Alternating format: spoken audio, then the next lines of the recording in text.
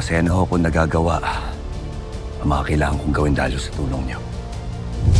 Ang labanan ng kasamaan. Ang pabagsakin si Julio. Salamat.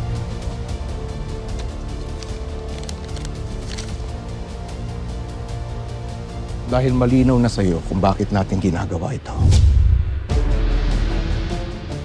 May importante kang dapat malaman.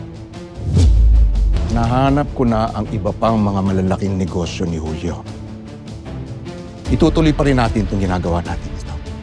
Pababagsakin natin ang mga kakampi niya at lahat ng mga negosyo niya. At kapag wala na ang lahat ng ito sa kanya, Yun ang tamang panahon para sugurin siya. tama. Pero sa ngayon, sigurado akong nangangatog na sa takot yan si Julio.